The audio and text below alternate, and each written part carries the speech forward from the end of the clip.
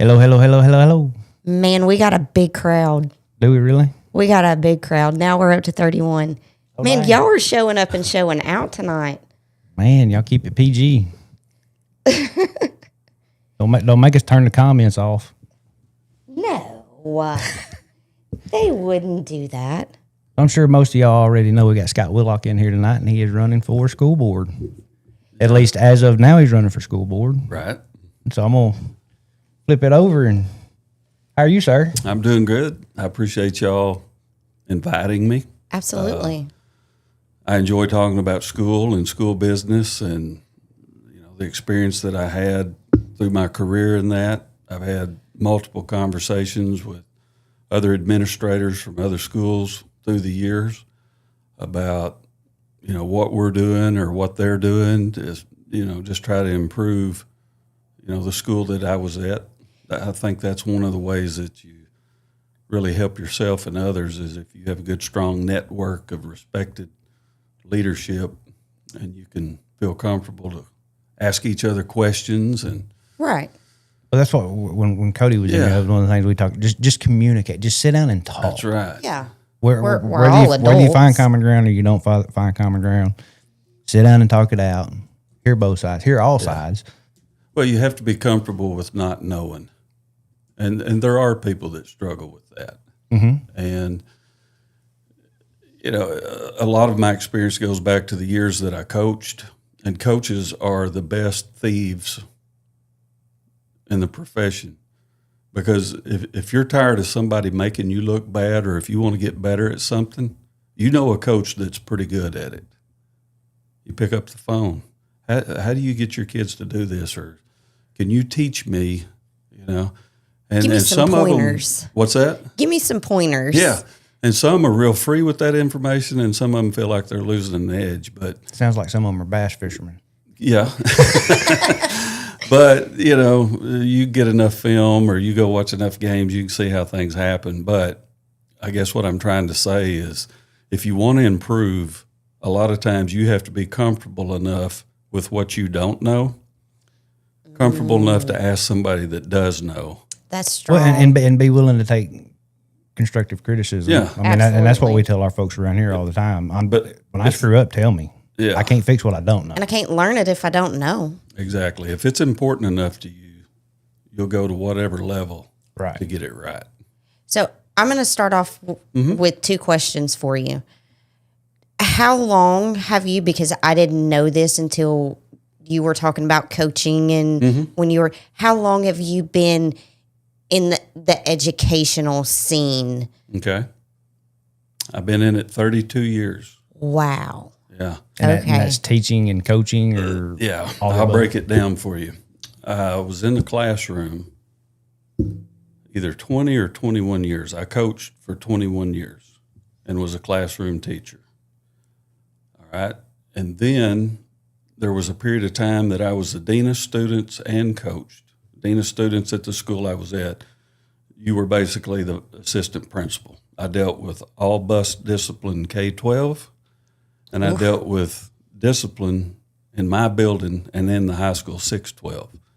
So officially I was dean of students, but basically you did the job of an assistant principal. I did that for 4 years there at Nemo Vista. And then I was a high school principal for 11 years. So out of the 32 years, you could say 15 years of that was administration, leading a building, supervising teachers, making sure kids behaved. During that career, I also drove a bus. I think the last 3 or 4 years I was at Concord as a principal, I drove in the morning and an afternoon route.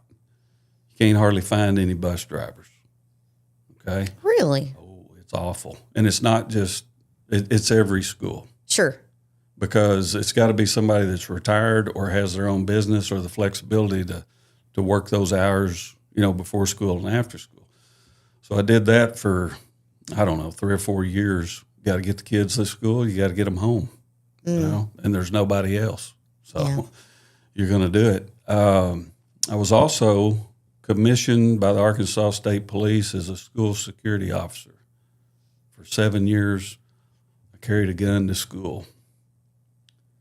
or it was in my desk drawer, or Right. and that was odd. And the reason that we did that is because when I was at Concord, we did have a town marshal. But if you had something crazy happen, it's going to be at least 20 to 30 minutes before somebody from gets to Heber you. or from Batesville responded. So there were 6 or 7 of us on campus that were certified to carry a pistol. We went through an enormous amount of training. It wasn't just go out there and shoot at some targets and, here you go. Right. Not your normal Yeah, certification. It was searching buildings, preventative measures that you take to keep your campus, Sims training where you actually go in with paintballs and a real pistol and shoot each other. Mm-hmm. First time, the bad guy came in on me. I've not ever pointed a gun at anybody, and he shot me. And we regrouped, talked about what that was, and I said, I don't care. I'm going to shoot him. And so we set everything up and did it again. As soon as I saw him, I just shot him right up through here. But it takes that kind of training to get you. Now, that's not a real element, but that's as close as you can get to the real element. Yeah. But had we not gone through that, and then you get in the real element, would I have froze up like I did on the first run? Right. Yep. So, things like that. But that was a great experience. But 32 years, I've been retired for 3 years, and that's been great. I do miss. Do you get bored?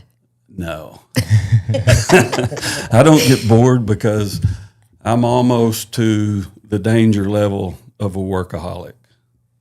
And maybe I've crossed it and just don't realize it, but I've got to stay moving, busy. Mm-hmm. Yeah. But it has been a good time to, my son Deuce is a senior this year, so it's freed up a lot of time to, be at things that he's at. Right. My wife, Stephanie, we've been married, I believe it's 24 years.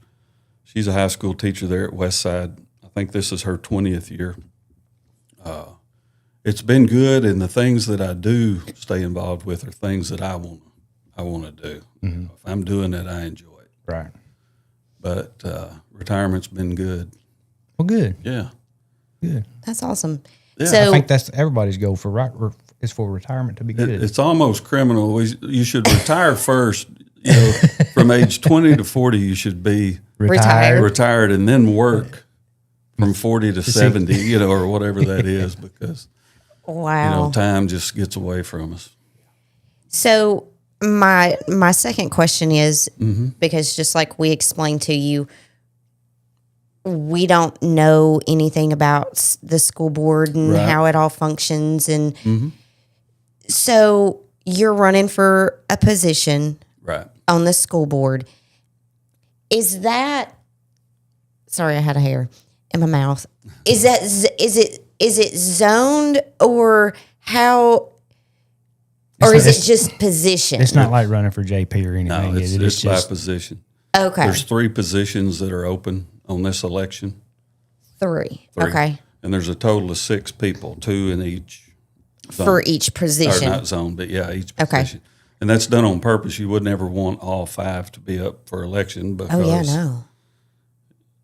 you could totally flip the board, and then you've got 5 people that are most likely unfamiliar with the process. Yeah, if somebody talked me into running and I got in there, I'd be lost as a duck. Yeah, they stagger it like that on purpose so that you've always got some experience. But, yeah, I've been to I don't know how many board meetings. I never missed a board meeting unless we had a ball game or if my superintendent said there's nothing tonight that really pertains to you, you can stay home. So for 11 years, was there ever – I think our meetings were on the 3rd Monday of every month. So you were principal.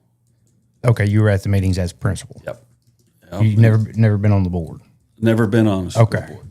And then there were a few times that Dr. Davidson, my superintendent there at Concord, and I believe another superintendent I had at the time, there were a handful of times where they had to be gone, and I ran the board meeting on their behalf. We had a meeting a day or two ahead of time. We went over the agenda.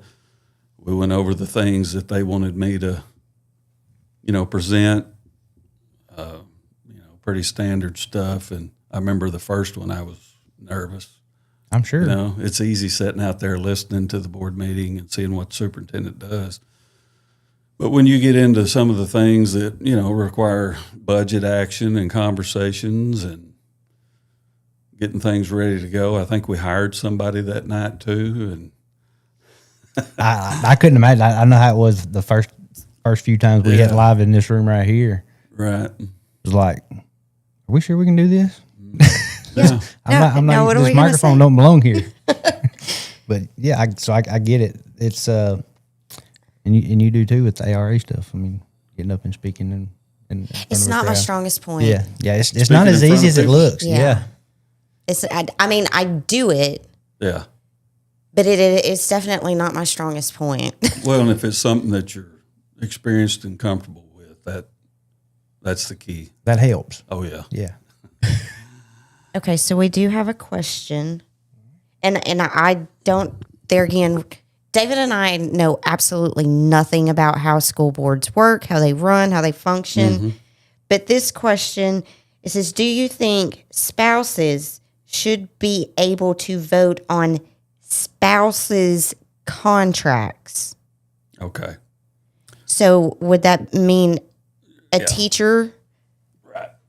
Well, Okay. Here's the way that works, or the way I've seen it work, and I think it's every school, is what will happen is teachers have to be given notification of their contract by May 1st. And they get a contract every year. Yes. Okay. Okay. So if some school has never reached out to the staff and said, hey, here's your contracts, and May 1st passes, then those teachers are automatically hired back. Okay. But typically what happens is the superintendent will have a list. Let's say there's 25 teachers in a high school. Okay. And it'll have all those staff members' names on there. Superintendent would present that to the board and say, here's the list of teachers that we would like to offer a contract for the 26-27 school year. And so the board would see all those names, and they would vote on that list of names. So like my wife teaches there. Mm-hmm. Okay. So I would not be voting on her name specifically as an individual. I'd be voting on that list that As would a have whole. her. Mm-hmm. But what you've got to do is you've got to stay away from conflicts of interest. Correct. So, let's say there was a voting issue that was specific to my wife or a family member, an immediate family member, then I would excuse myself from that vote. So basically how we do on board of directors. Yeah. If there's a conflict of interest, we have to excuse ourselves. I guess just in my mind, just so that I can So I understand that. process in my head. If it was a disciplinary thing, You can't involve yourself.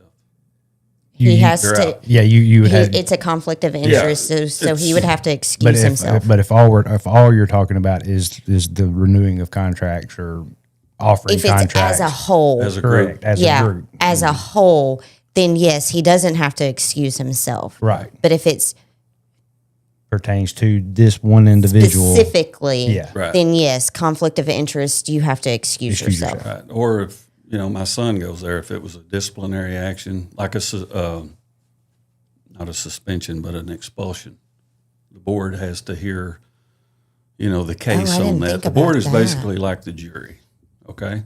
The facts are brought to them. A kid is not expelled by the principal. They're not expelled by the superintendent.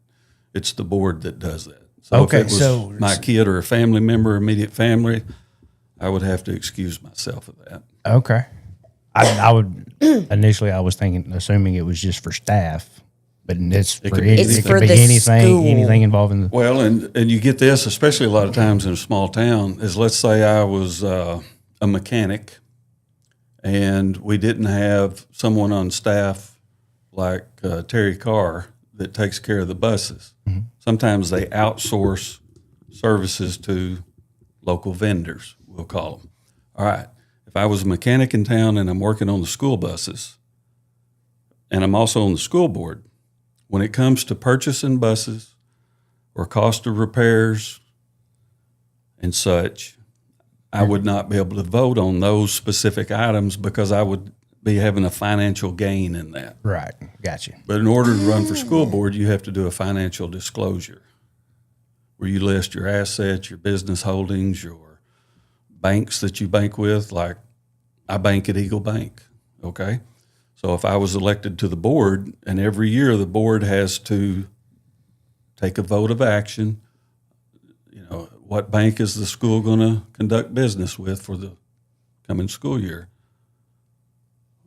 Well, that could be a thin line. Right. If I bank there and I've got friends that work at that bank, that may be a little bit of a stretch, but that's where if there's ever any doubt, you need to get some guidance from your school attorney. It's easier to ask up front and not have a problem. Yeah. Than to think you know what the answer is and try to unravel that. That hurts your transparency. Asking for forgiveness is not always the right way to go. No, it's not, especially when you're dealing with the public. So I don't know who asked that question, but did we? Did we answer that? Yes, I think so. Okay. Next question is, how do you feel about Westside building a football track and field? Okay. That's a very important question, and it's one that I expected that we would get. Okay. I feel like if you've got the best school that you can have, there's an opportunity for every kid that's on campus. Every kid needs to be involved in something, whether it's athletics, art, Beta, FBLA, club, agri, building trades. There's something up there for everybody. That helps kids. The data shows that kids perform better academically and socially if they're engaged in some kind of school activity. Well, no, I just think about myself when I was in school. If fishing would have been a thing when I was in school, oh yeah, I'd have been a much better student. Yeah, it gives you a purpose and a reason and a sense of belonging and commitment. But now let's talk about the football, okay? What the law is it's called Title IX. So if we say, yeah, we're going to have a football program, that would be for boys, typically. You're going to have to offer a female sport that's opposite of that. Typically, that would be volleyball. Okay, that's the Title IX issue if you don't do that. Okay, that'd be a civil rights situation you'd be in.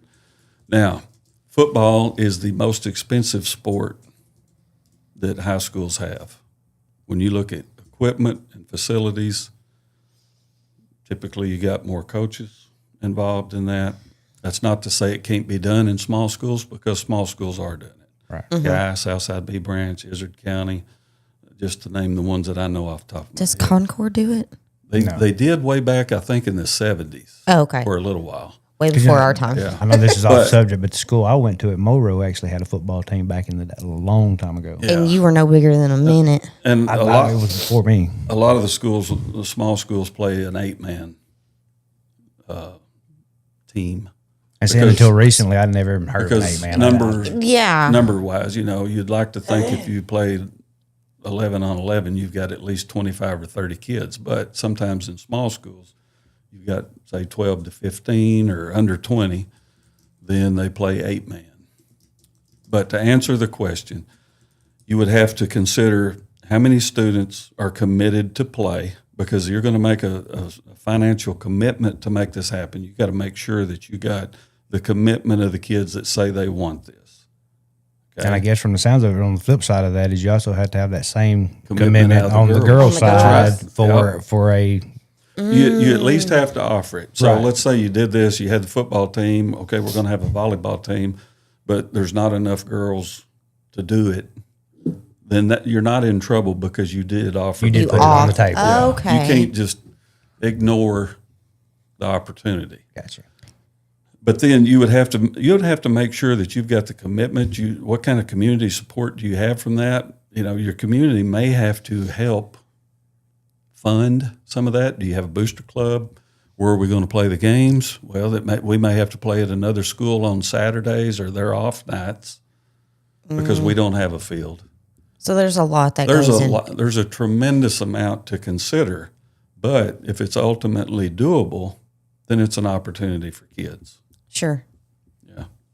And Makes sense. and to go back and completely confirm on the conflict of interest, yes, you did answer Okay. their question. Good. Because I asked just to make sure. Did Yeah. that answer your question? Yes. Yeah, and that's not just with football. That would be any program. You know, they've got cross country now. They've got tennis, golf, obviously basketball, softball, baseball. You know, for a small school, Westside offers a tremendous fishing. You know, they've got all these extracurriculars, and a lot of times what you do see is you see a lot of the same kids doing most all of the same sports, which, you know, that's great. But what you really need to do also is take an inventory of what kids are absolutely not involved in anything and sit down with those kids individually, whether it's the high school counselor, the principal, the homeroom teacher.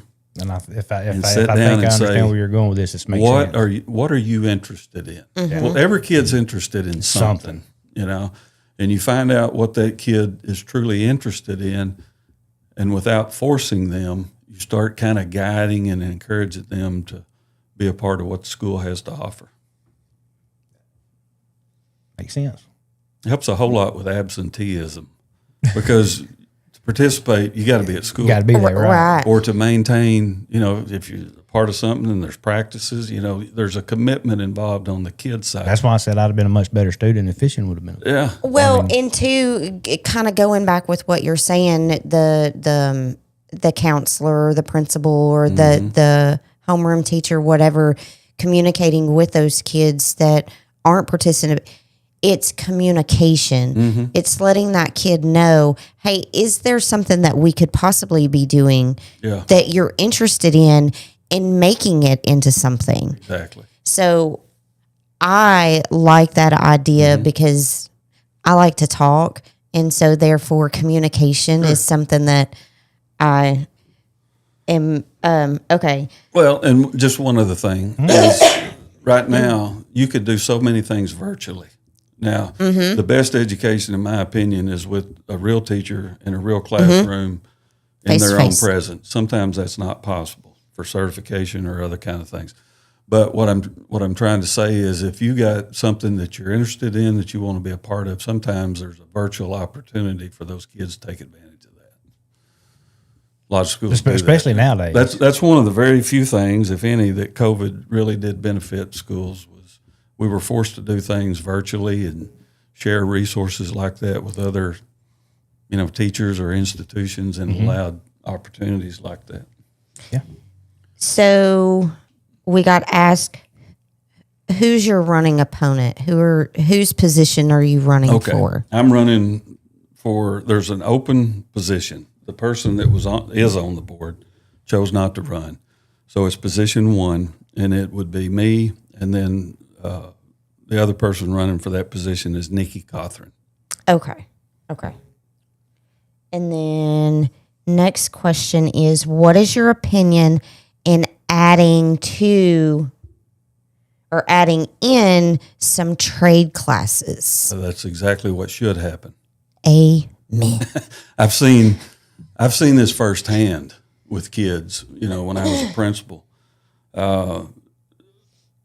I'm 58 years old, and when I was in high school, if you didn't go to college, the thought process is that your career is going to struggle. You know, I can think of 1 or 2 people that I graduated with that did not go to college. One in particular that may be the most successful person that came out of our class. Okay, and he and I have talked about that numerous times. But things have changed. A trade school, a tech school, where you go and you specialize in a service or a career or a profession. Because let's face it, and I'm the biggest advocate for a good, solid education as anybody. There's some math and some English that you need to know to be an electrician. You've got to put a proposal together.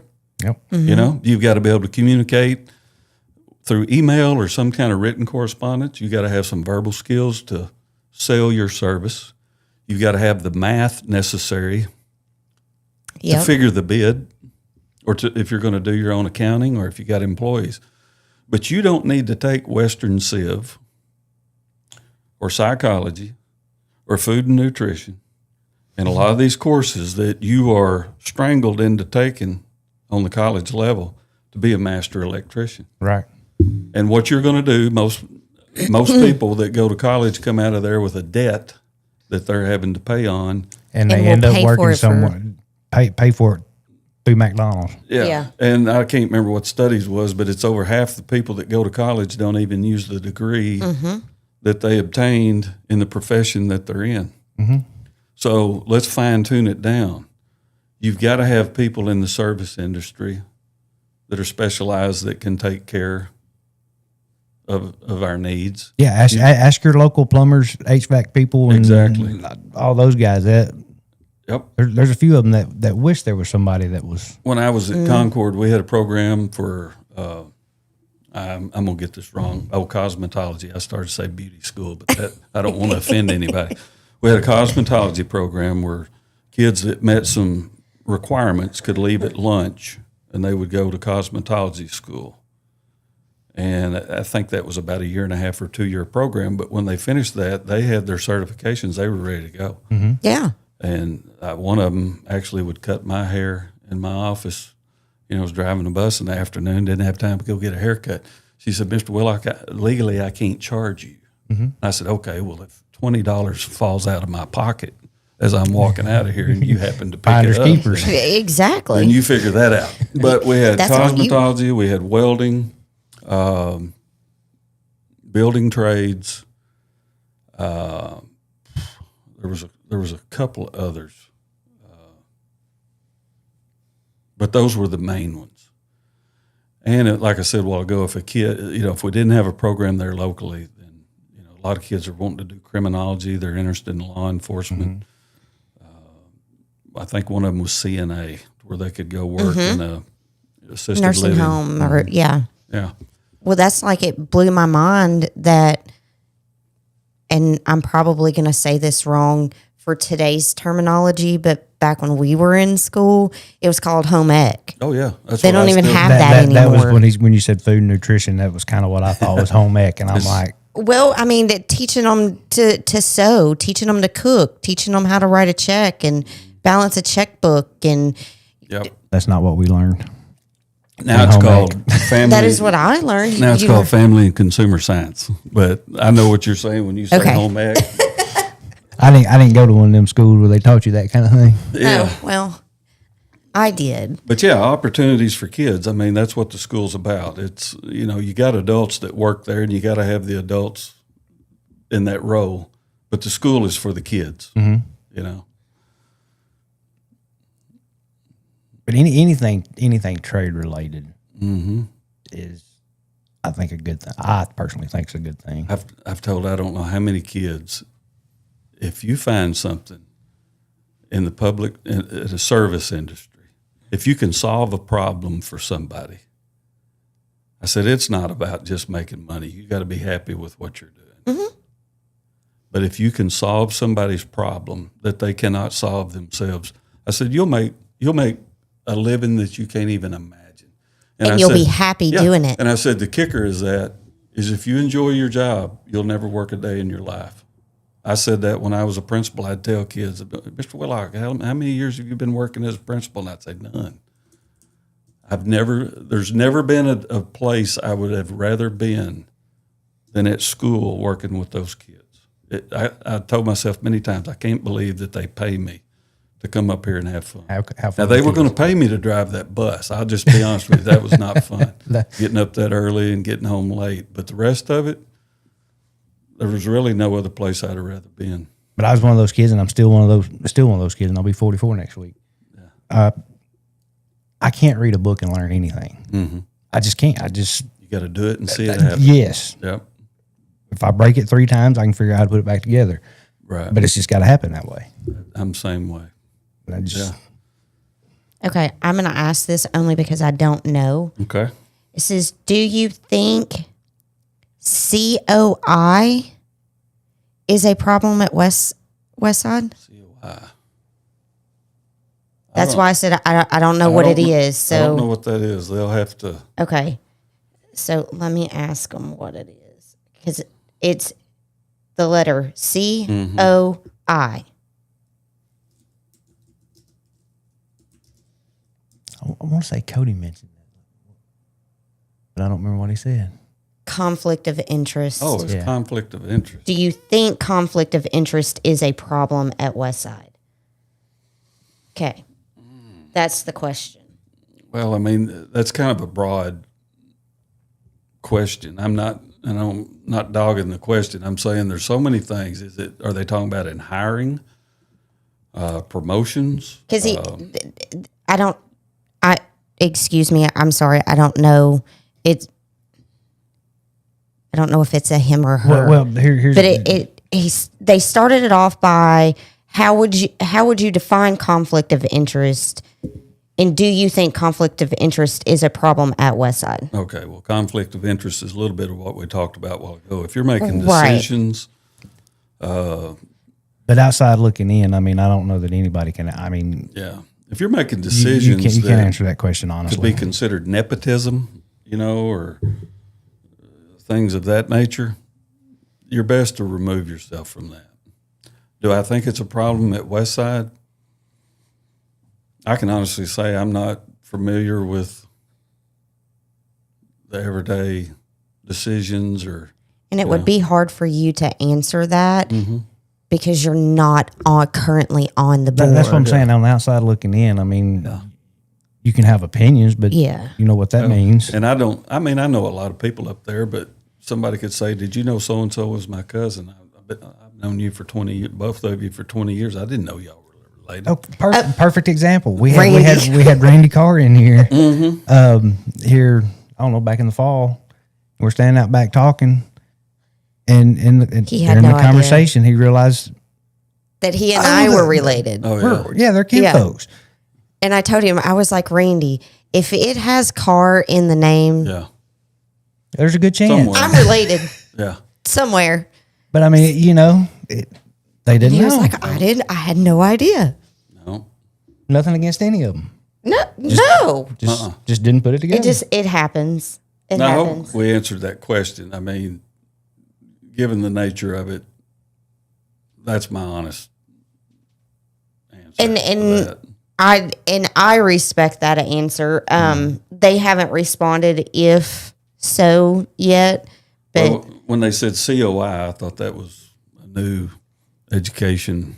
Yeah, I wasn't thinking simply. I was going complicated. So was I. I was like, what is this an initial career for? orientation? That's what I thought they was going to. Yeah, and then of course had several people goes, they mean conflict of interest. Okay. Oh, okay. Well, GM, IDK. Yeah. So what is your goal in running and possibly getting on the school board? Okay. I thought about that, and here's the best example I can come up with. And I'm probably going to answer it 2 or 3 different ways. But imagine, and this has happened to me before, I reached into the mailbox and I thought, my gosh, that envelope is thick. I pulled it out and it was from the IRS. And what happened is the IRS made a mistake. I got a 1099 from somebody that was $625. And when the IRS put the numbers in, it was $62,500. And I opened that letter up and it said jail, garnish wages, suspend your driver's license, felony, all these kind of things that's not what my life is. Okay? Right. Anyway, I called my CPA and it was a quick fix after a little bit. But anyway, where I'm going with this, you said, what is my goal? Can you imagine having to deal with the IRS and they call you into an office and you don't know anything about taxes? I don't. I didn't mean that like you don't. I'm saying I don't. No, I don't. Most people don't. Most people don't. And you're going there alone. Mm-hmm. And these people do this every day. Mm-hmm. They know, okay, imagine if you had a former IRS agent going with you that was 32 years of doing what you're fixing to experience. Somebody to know, are you being treated right? Are they yanking your chain? The information they're telling you, is it accurate? Is it appropriate? Is it even legal? What's your position? Where do you stand in this? Do you need to keep quiet, or do you need to stand up and voice and address some things? Okay? That's what I envision my role on this board. You know, if I get elected, and this is, you know, all those people on the board have different careers and different experiences, and they've been successful at what they do. I'm the only one that would be on that board that's had all the conversations that's coming into the board discussion. That doesn't mean I know everything. That doesn't mean it's Scott's way. Sure. But when we're talking about school finance, I understand school finance. From a building level budget to a district level budget to funding laws and mandates and discretionary, and, you know, I understand those funds. And when the conversation is coming from the superintendent to the board to make the best decision, somebody's got to know the questions to ask. Or is the information that we're getting thorough enough? Does everybody understand? When it talks about facilities, you know, personnel, okay? My certification is to be a superintendent. I've got an educational specialist degree. My certification says I'm a classroom teacher, bus driver, high school principal, K-12, which I've done that for a year, and district superintendent, okay? That doesn't mean I know everything. Anybody ever tells you they do, they're flat out lying to you. Run. But I have been groomed by some of the very best superintendents. I've been very fortunate. Anytime you have a new experience career-wise, it's very important that those first 2 years, it's good. Mm-hmm. And that you've got good people that are mentoring you and preparing you for something beyond where you're at right now. I was fortunate enough to have that. Why? I don't know. Just got lucky and went to the right spot. Right place, right time. But you can take really good people or people that have the potential to be phenomenal. In that first year or two, if it's a disaster, it's like it stays with them a while. Yeah. You know? But again, to answer your question, is to be, it's just like Congress, and I hate bringing the government into this. They got their own problems. But you've got an oversight committee in Congress over all these departments. And the people that's on the oversight committee, like let's say it's the judiciary, the Justice Department, mm-hmm. Okay? Well, they're going to have an oversight committee that's full of lawyers and former judges and people that have had experience in the law.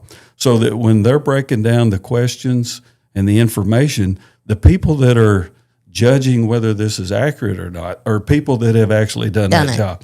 Yeah, you don't want somebody that's an engineer to be on, you know, the health department.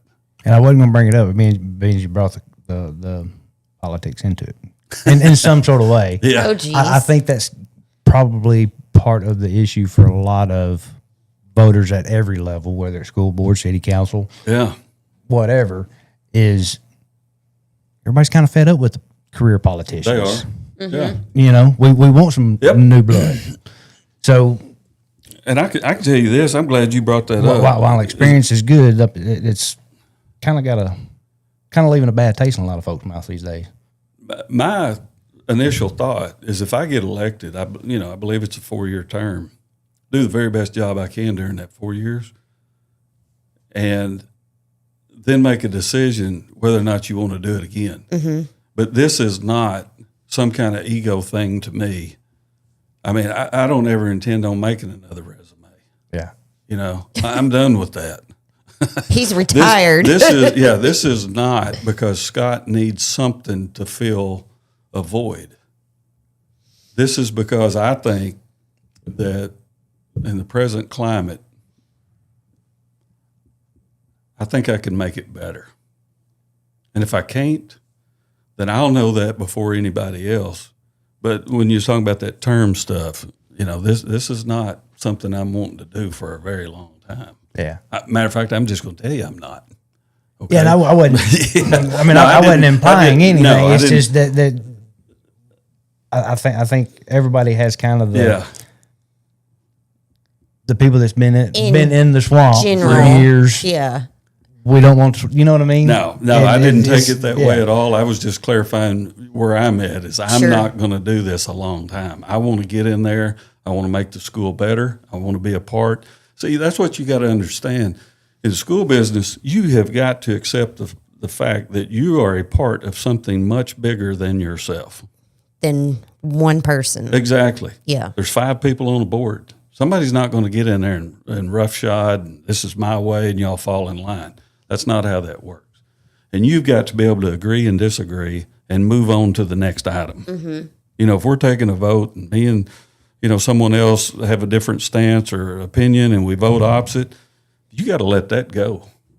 Because there's another very important item that's coming up. That we got to talk about. That's exactly right.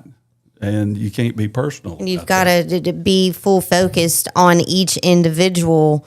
And I think that's true, but even in the private sector business world, I mean, if you're not going to do very well if you make every dealing personal. Mm-mm. It's business. Yeah. We all parties involved need to feel like they win. Yeah. Well, in the unfortunate part is of all of it, because it is the way of life.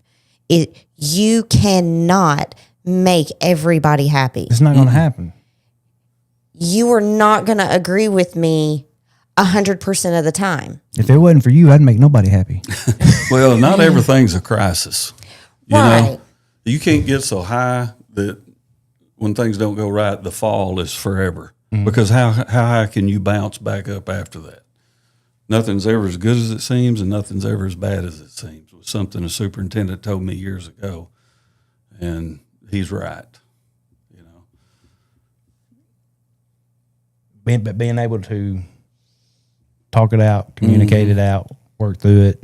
Yes. It's got to happen. So, Scott, do you believe we should pay the staff more and give incentives, bonuses, and raises to keep good employees here? Yes, and yes, with the understanding that it's within a budget to do so. Right. Okay? It has to be budget friendly. Right. So this could go 100 different ways, but I'm just going to tell you this. My superintendent that I worked for, Dr. Davidson, told me, he said, Scott, you got the toughest job on the campus, being a high school principal. Okay, he told me that. My job is only tough if I've got less than quality teachers. Okay? I think teachers have the toughest job on campus. Okay? Yeah, because you just got to deal with the problem ones as the principal. Well, they got to deal with all. Right. Yeah. The teachers, I think, because they're on the front line. They're right there where the action is. And I hate to use that term, but that's what it is. The best way to, Because see, like we didn't have a whole lot of discipline problems when I was at Concord. There would be days where I wouldn't even have a kid be sent to me. Okay, so I saw no kids today. Well, that teacher could have a roster of 80 to 100. Okay, so I'm going to say teachers have the toughest job on the campus. All right, now they need to be respected. Number one. The teacher would rather have respect and support over a bonus any day. And I think that's any human. That's right. Yep. So the leadership, and it starts with the board, superintendent, and the building principals. It's that domino effect. You have got to have an understanding that we're going to respect these teachers and we're going to support them because they're getting it from every angle in a negative way. From the kids, from the parents. So we're going to stand behind them. All right. Now, and we're gonna genuinely let them know that. All right. Now, the second thing is, if the budget allows, and you got a chance to do a Christmas bonus or end of the year bonus, you need to give it to them. Mm-hmm. And when you give it to them, tell them how much you appreciate them. Absolutely. Don't just hand them a check or an envelope. One of the greatest things that Dr. Davidson ever taught me, he said, go down there to the dollar store and get you 2 boxes of thank you cards. And I said, why? Because I didn't know. Right. He said, every now and then I want you to handwrite a note to a teacher about how you appreciate what they're doing. He said, don't do them all at once because then it's not going to have the meaning. That's right. And he said, just be actively watching and seeing what teachers do. And when something triggers you, just a line or two. Hey, I saw how you encouraged that kid today. That was encouraging to me. I appreciate the job you do. That's not just lip service. That's that teacher knowing somebody is watching see me. And values the extra mile that I'm going. So getting back to the question, you got to make them know that they're supported and respected. If you can give them a bonus, then you need to do it, because here's the thing. Decisions at the school need to be about, number one, what is best for kids, not teachers, not the adults. It's how does this impact learning and benefit that kid? And a lot of times teachers have to sacrifice. Some of it's out of their own pocketbook, but their time or their energy, any chance you can have to make that up at some point, you need to do it. Mm-hmm. And I think that was a long answer to that question, but it deserved that. There's so many things that you can do to compliment a teacher. And if you also have the way to do it monetarily, right, you need to do it. Now, incentives, that can be good, but it can also be a trap because the person that's going to evaluate those teachers is going to be the principal. Okay? Mm-hmm. Let's just say, for instance, if I wouldn't evaluate my own wife, but where I was going with that, let's say it was my next door neighbor or what's known to be my best friend, and I'm doing their evaluation and they scored high. That teacher may have legitimately earned that score. But it's always but it doesn't look good. Yeah. Yep. Okay. And then if they get some kind of monetary incentive because of that, that's going to make the question mark even bigger. That hurts me and them. Yep. Mm-hmm. Or if that teacher is known to be my golfing buddy's wife or whatever, and I say, look, I intentionally got to score you a little bit low because I don't want people to think, well, that's not fair to that teacher either. Mm-mm. Anytime you give a reward like that that's based on human perception of the award, mm-hmm.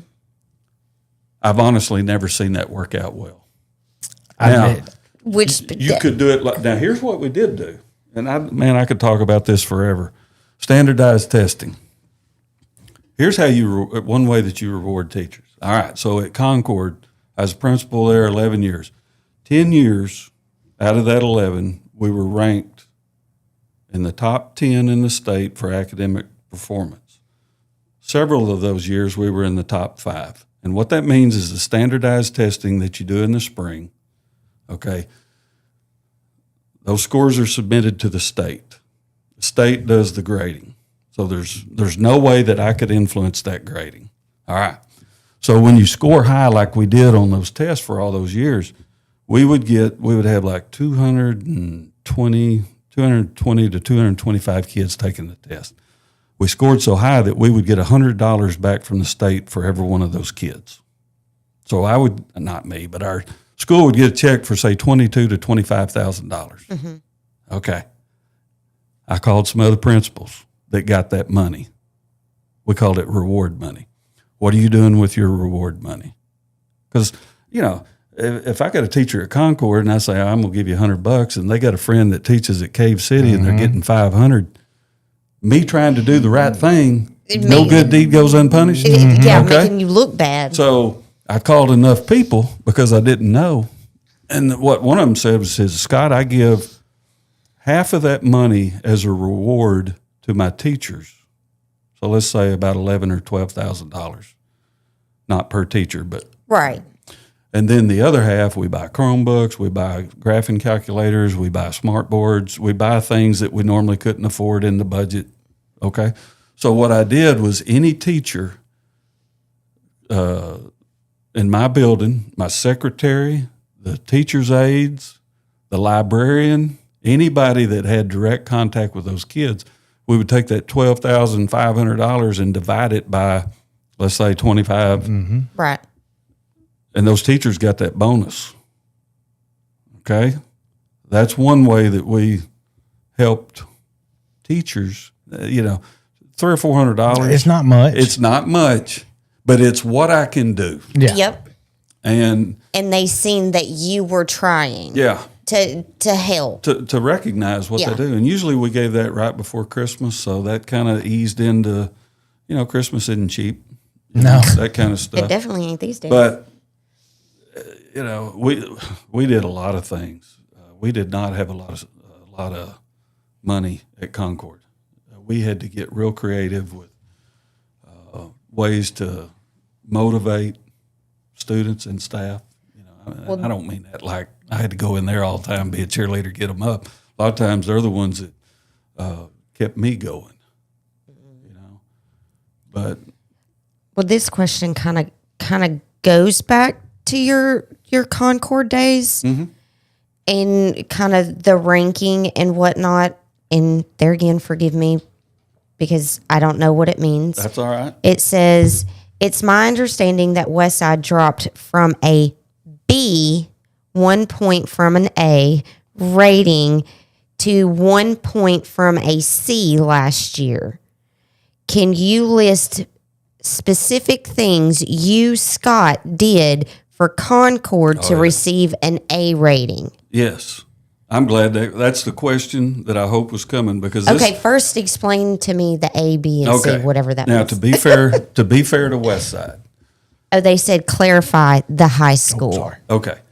To be fair to that, the school, the teachers, the kids, everybody involved, you've got to look at that specific data and compare it from year to year to be able to comment on that. Mm-hmm. Okay? And I have not looked at that data. Okay? I'll come back to that in a minute about their B rating that they got this last school year. Yes. I think they were a B. It said dropped from a B to a B rating to a 1 point from a C. Okay, so 1 point from a C means to me that they're still a B. Right, that's how it sounds to me. Okay. I'm just reading what was wrote. I'm sure, unless I misheard, and that's possible, my wife told me that they got a B again, mm-hmm. and I think I've heard other people say that. But I do want to come back and talk about that in just a moment. Okay. Okay, so the question was, what did we do? Yes. Can you specifically list the things that you, Scott, did at Concord to receive an A rating? I sure can. Because that didn't, when it happens 10 years in a row, that's not by accident. Okay? It's not. You cannot get that lucky 10 times in a row. You don't have the same caliber of student 10 years in a row, Okay, here we go. Here we go. This may be a while, so if they've got a question, they're probably going to need to hold it, okay? Number one. Okay, Stephanie said we did, so it was a B. It was a B. Okay. I knew that, but I wanted to make sure I knew that. Yeah. Okay, number one. There's several things that are important, but culture is number one. You can have the best teachers. You can have all the money. You can have the best facilities. You can have the brightest kids. But if your culture is toxic, you are cooked. No, those great teachers don't want to come to work. You're not going to get the most out of them. Yeah.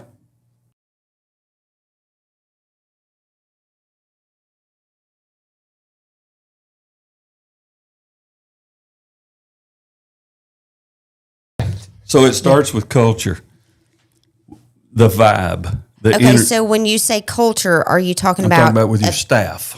Okay, of the environment in the school. That's right. Okay. Your staff has got to want to come to work every day. They got good teachers up there at Westside. There's no doubt about that. You got to have a culture and an environment where people look forward to going to work, to where they feel like, I enjoy teaching. This doesn't seem like work, kind of like what we were talking about earlier. All right. I can't say enough about culture, but we do need to move on. All right. So as a building principal, you're going to hire your own successes or your own failures. When it comes time to hire somebody, you need to do your due diligence to research through those applicants. And what I would do is I'd get an application on the references. They're going to list 5 or 6 people that they know are going to say all the nice things. Right. I never even talked to them. We've all filled out those applications. There's a good chance that I know a principal or a superintendent or a coach or somebody at almost every school within 75 miles of here. Or I know somebody that knows somebody somewhere. Okay? Those are the people I talk to. I talk to high school secretaries. Hey, I'm trying to get in touch with so-and-so. This person's applying for a job. Well, they're not here. Well, then I want to talk to you. Mm-hmm. The high school secretary knows what's going on in a building more than anybody I else. would agree with that. And, okay, so you hire your own success or you hire your own failures. And it's your responsibility as the building principal. I mean, you're the one that's going to make that recommendation. The board hires people legally and officially. You don't have a contract until the board votes on it. Mm-hmm. But the person that hires the people in that building is the principal. They're going to recommend it to the superintendent, and then the superintendent recommends it to the board. You got to go the extra mile on the hire. So you got to have a culture. You got to have absolutely the best people. Our saying at Concord was, I don't want any culls up here. The only people I want teaching in these classrooms is the people that other schools wish they had. And you need to ask yourself whether you're the principal, the teacher, superintendent, board member, cook, whatever. If everybody on this campus had the same attitude that I have, what kind of school would we have? You talk about holding yourself accountable. No kidding. If I've got a crappy attitude, then I know it. Because I've probably had people remind me of it. Mm-hmm. And if everybody on this campus has that crappy attitude, you're cooked. But if you can honestly say, can't wait till tomorrow to get here. I'm excited about this lesson I'm fixing to teach. I'm excited about practice tomorrow or whatever. Right. If you've got that mentality and you multiply that by 20, 30 other adults up there, it's going to bleed over. It goes bonkers. And we had that. Now, I'm not going to sit here and lie and say 100%, but I'm telling you, the majority of that staff was tight. All right, so you got to have resources. I mean, you got to have the tools to help you be successful, but you got to prioritize that unless you just got unlimited funds. And so what we would do is sit down and talk with teachers. You know, I see you've got a list of these, but what is going to make you the most successful in that classroom? And if we could get all of it, we would, but a lot of times we had to prioritize that. Here's one of the biggest things. I'm so against this. About the time COVID hit, a little bit before that, education has become a major multi-billion-dollar business. Mm-hmm. You've got vendors that are preying on schools. Well, they're preying on government funds. Exactly. Yeah. Yep. And most of the people, not all, but most of the people that are with these educational businesses, these consultants that's going to come in and fix you, the majority of them could not function in a classroom. Or they could care less. Or it didn't work out, or they got fired, or, hey, this pays better. Right. That's why they're selling vacuums door to door now. All right. So what we did, I think the question is, what y'all do at Concord? Rule number 1, we didn't ever hire an outside vendor. We couldn't afford it. And when you can't afford something, you got to get creative. So what we did is we looked at our master schedule. We created an X period, which would be, think of the old days of study hall. Mm-hmm. Okay. So it's one period every day Let's say it's fifth period right after lunch. What we would do is we would take that test data. You're tested heavily in math, science, and literacy. Okay? So the math, science, and literacy teachers, before school started in August, we would break down that data. It tells you how each kid performed and how the group performed. So let's say if I took the algebra test and I scored low in all these different skill levels. Mm-hmm. It's going to spell that out. Scott is struggling with these specific questions. Okay, so what the math team does is they look at that, and now they're having to focus on, I remember when we taught that. I struggled as a teacher teaching that. Or 60% of the kids are missing these questions. You start breaking that data down to where it identifies what the kids have learned, or what was your teaching style, or is that a weakness of the teacher in that area? You see where I'm going with this. Yeah, okay. I mean, if 60%'s missing the same spot, it may not be on the kids. Yeah. And so what you do is you got your math teacher dissecting that math data. You got your English teachers in a group dissecting the literacy, and the science teachers. All right, so now as a principal, I come back after about 2 days. What have you learned? What trends do you see? What's our strengths? What's our weakness? And we start breaking that down, okay? Now we've identified rosters of kids that need skill and intervention, and we've got kids that need enrichment. And by that I mean these kids, they didn't miss any. They're at the top. All right, we're going to get them some enrichment. We're going to extend their knowledge. We're not just going to say, hey, good job, way to go. You made it, sit over and entertain yourself every day. No, you're going to keep working. So I hope I'm explaining this. So we've broke the data down. We've identified the kids. Math, Monday math. In that X period, every kid that struggled with math is going to go to math teachers and get the math skills that they need. Because math builds on itself. You can't do this if you can't do this. Right. So they go in there and they coach those kids up. All right, literacy was on Tuesday.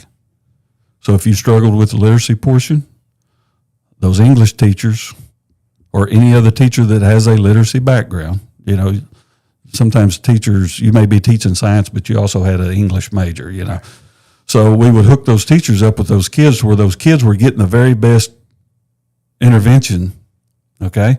Wednesday was science. Thursday was study hall, okay? Or if a kid wanted more help on something from Monday, Tuesday, or Wednesday, if that makes sense. Here's the part that teachers really loved. On Fridays was club day, okay? Class meetings, clubs, agri, all that kind of stuff. Those meetings were scheduled on Friday during that time only.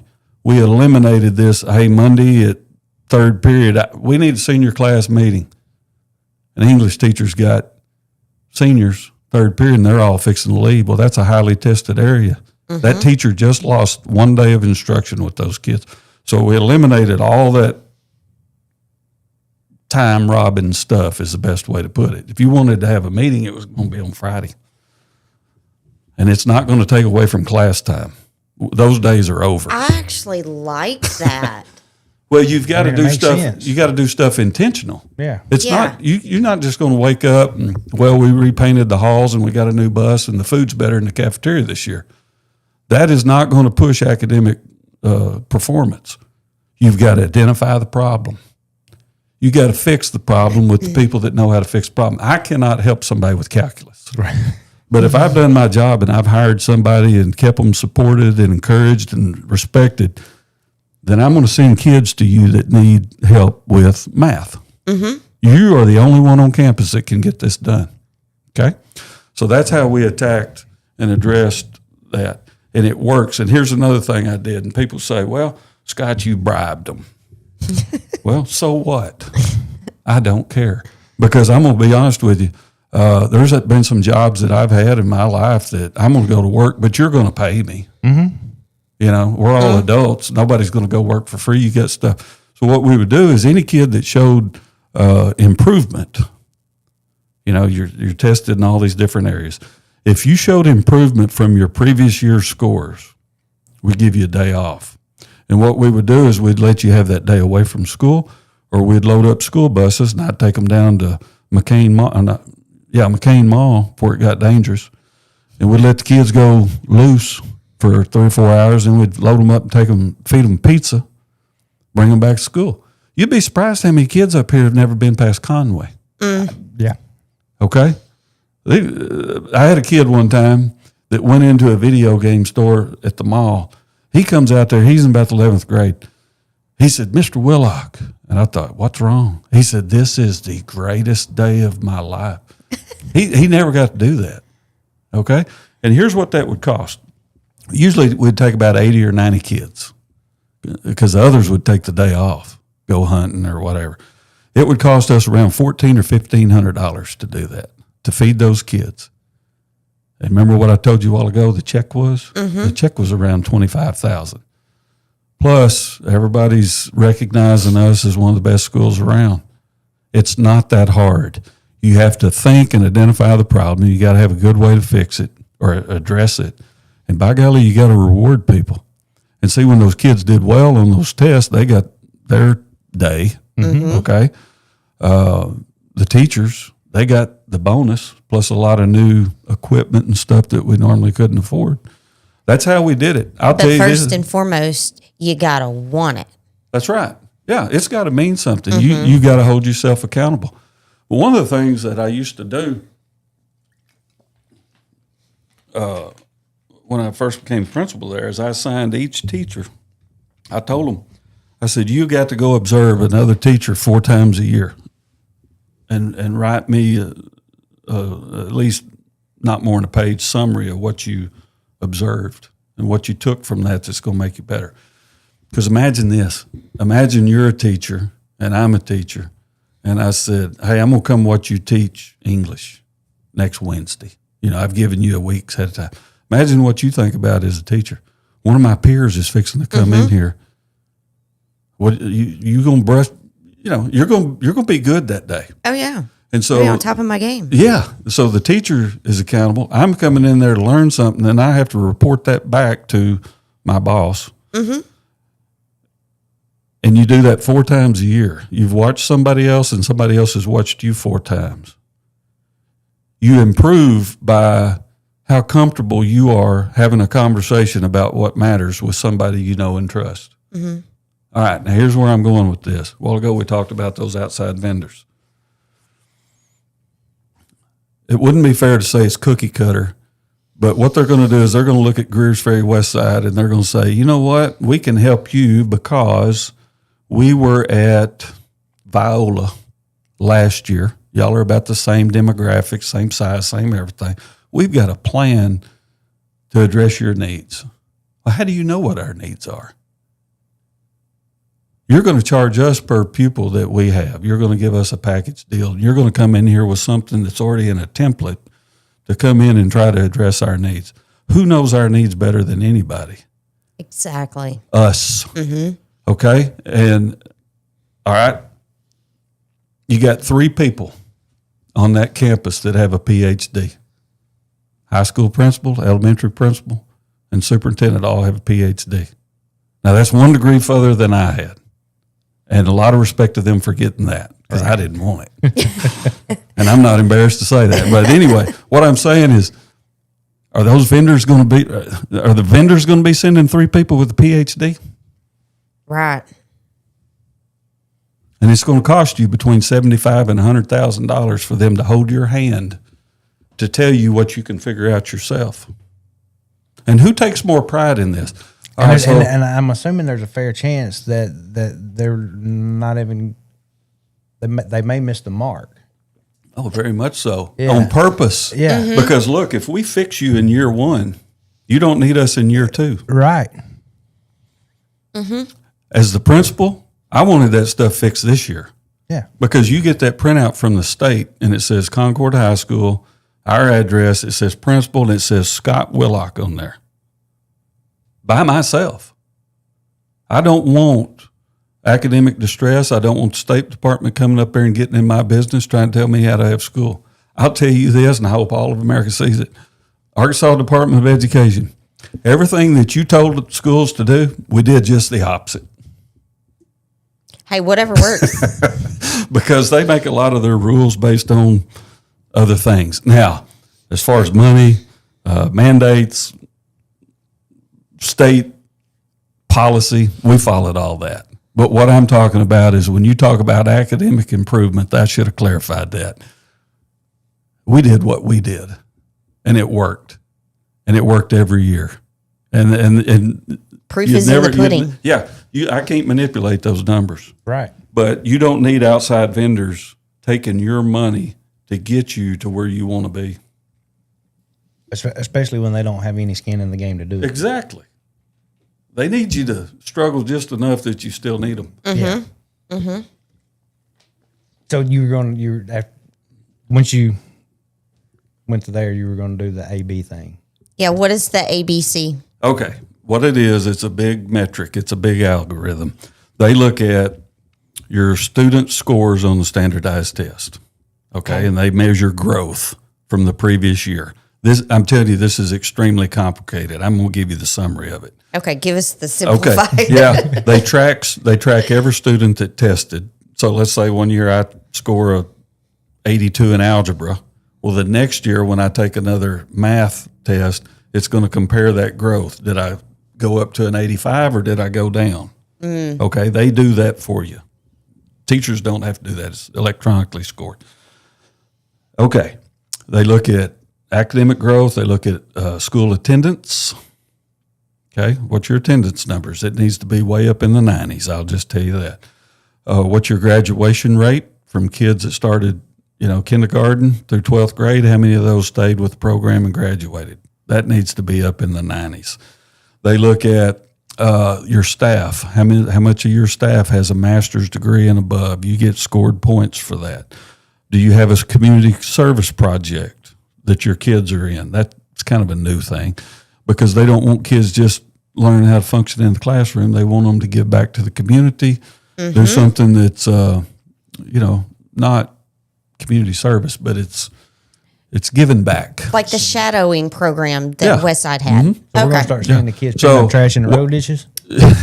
So what I'm trying to say is there's several things that they look at, and then that goes through an algorithm, and it spits you out a score. Excuse me. And whatever score that is, there's a scale that's A, B, C, D. You do not want to get on the D and F list. Because after you spend about 3 years there, the state shows up and they dig until they figure out you're not doing your job and we're taking over. I mean, and think about your community. This is a lovely place. Mm-hmm. Think about if our school was crap and people, you want to move here? Well, the school is awful. We're gonna live, in Heber, or we're gonna go somewhere else. What a community has to have is a really strong school so that it draws people there. Okay. All right. So can anyone vote within the school board district even if they don't have kids at the school? Yes. The qualification is you have to be a registered voter and you have to live within the district borders. And then speaking of resources, what are your thoughts on the state voting soon to pull $800,000 worth of state funding from Westside School and other schools across the state to give to another school? Okay. Well, the proof of that is you had the Lakeview case several years ago where districts that had more valuable property obviously generating a lot more money than areas of the state that had lower property values. Okay. So what they did to fix that, this is a summary of it. You've got what's called the uniform rate of tax, the URT. That's the first 25 meals. Okay. Mm-hmm. Every school district is bound to 25 meals. Okay. You're going to get roughly $7,500 a kid on your enrollment. All right. That's what satisfied the Lakeview case to some degree because everybody's going to have the same 25 meals. All right. Now, where it gets off is Each district can have however many mills they want above 25. Okay? The property values in the local assessment here in Greers Ferry are a lot higher than they are, let's say, in Marvel. Mm-hmm. So one mill added is going to generate here, if I had our assessment, I could figure it for you, but it's going to generate a large number, enormous amount of money, as to where Marvel might have to raise 6 mills to get the same amount of money. So we would be at 26, they would be at 31. You see what I'm saying here? It's based on your local assessment. Mm-hmm. All right, so that's where schools do gain an advantage. If you're in an area where the community will vote the millage and you have a strong assessment, you can vote those mills up to where you've got an enormous amount of money coming in. Some school districts will generate more revenue locally than what the state will give, and a portion of that money goes back to the state. That's called your turn back money. It happens here. It happens at Southside B Branch. It probably happened at Quitman. These are school districts that have, like when the oil and gas was around, property values were so high, they were getting so much money in, they had to turn some of it, not all of it, but a portion of it back to the state, and then it gets redistributed to districts that are financially less. How are donations? I mean, I'm assuming schools can take donations. Oh, they can, and they love them. How were they looked at? So is that where you're I just wanted to say, as a taxpayer, I would rather say no to the millage rate, and y'all ask the community for donations. That's just my personal opinion. But because taxes are, everybody's tired of taxes. Yeah. I mean, they between that and insurance, we're all. So go ahead, sir. The question was about the 800,000. Well, the question was, what are your thoughts on it? Okay. All right. That's what I was getting at. Here's where the rubber meets the road. You take $800,000 out of a district that's the size of West Side and some of these local schools, that is very much noticeable. Okay? What you've got, and it's going to be out of your control because the state legislature is going to vote on that. Okay, so let's say they take $800,000 out of our budget. Mm-hmm. Okay. What we would have to do as a local community is decide, do we want to keep everything just like it is? Okay, if the community does, then we've got to raise a millage to offset that $800,000. What should happen is we should look at the budget. We should look at line item. Now, some stuff you got to have. Mm-hmm. Okay, you got to offer 42 courses whether you want to or not. All right. So, but let's go in there and let's trim the fat. Here's what I'd do. I'd quit going out of state to PD conferences. Remember what I told you, this big business, they come to your school to fix you? Okay, well, same thing happens. They want you to leave your school and go to Atlanta, Georgia, Houston, Texas, Dallas, and all these places to come get fixed on stuff that a lot of it you can watch on YouTube. And save you about $15,000 or $20,000. If not more. You know what I'm saying? Mm-hmm. Now, if you're going to these conferences and you're bringing something back that's a sure enough intervention that you can prove, hey, we went, we got this, and we implemented this, and we're going to keep track of this, but it looks like the trend is our scores went up 10% since we've instituted. Then okay, we can justify that. But just going because it sounds like a good trip, that needs to go. And other things, be more conservative with your spending. You got to look at it just like you do your house. Right, your household. Yeah, 80 some odd percent of your budget is going to be salaries. All right. Then you got transportation, you got food, and you got other things like that. But just like at my house, if a portion of the income went away, we got to figure something out. Mm-hmm. And it's not that hard. And for your household and for your small business, when the millage rate goes up, your income went down. That's right. I mean, it's simple mathematics. Let's hope it doesn't get to that. Right. But anytime the state or the national government, whoever, that's sending us money, about 6% of your budget comes from the federal government, so they don't get that much involved in it. But anytime there's money involved, there's accountability. And if we're giving you money, we expect these results. That's the way they look at it. And I don't blame them. There needs to be accountability that people are doing the job as they should. But there's a fine line in what becomes overbearing, in my opinion. I could probably agree. I mean, of course, on the outside looking in, you don't know all the ins and outs. Right. So it's hard to have an opinion, but I'm sure it's like anything else. There's things that you're just like, well, that's just plumb dumb. Well, in the way the school business works, if you have a decline in balance 3 years in a row, you get on the physical distress list. You can have money, is what I'm saying. Let's say you're just putting $1 million a year in the bank. Well, they look at your ending balance, and if it was $1 million, and then the next year it went down $100,000, you still got plenty of money, probably more than most people. $800,000, $700,000. It doesn't matter that you've still got a surplus money. Your balance was declining 3 years in a row. They'll show up at your door because something is bleeding your money away, even though you've got plenty of it. They don't look at it like, hey, you're not broke. You still got $700,000 that you're carrying over. That state doesn't look at it that way, because if that trend continues, you are going to be broke. Right. What they want to know is, why is your money declining every year?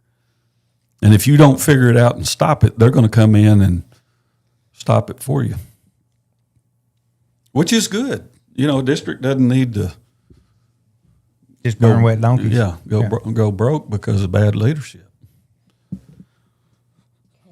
And then the next question is, what years did you work at Westside and why did you leave? What years did I work at Westside? Oh, good night.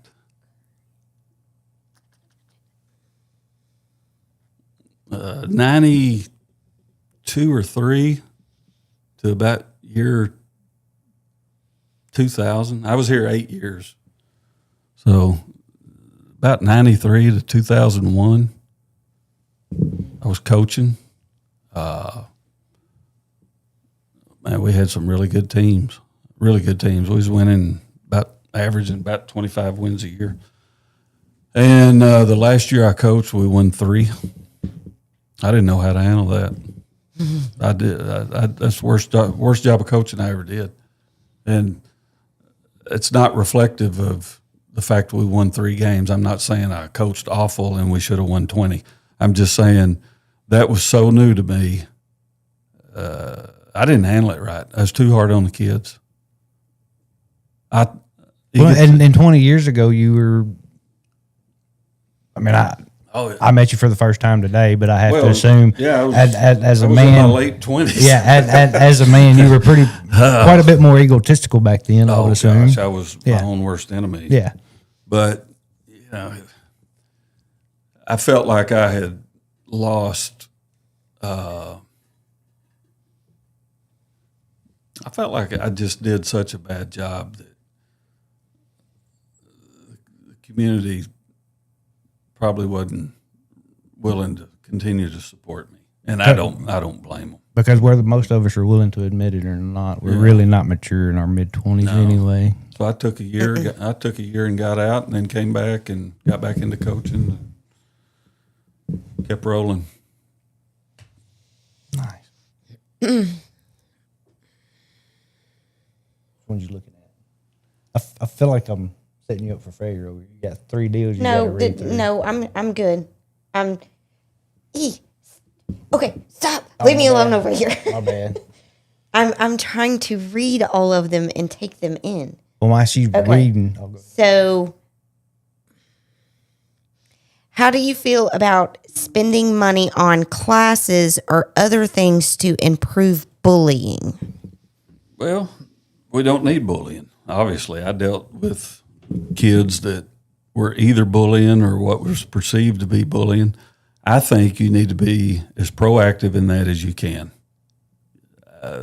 I think it would be a good practice that at least 2 or 3 times a year you have a program that addresses how kids need to interact with each other.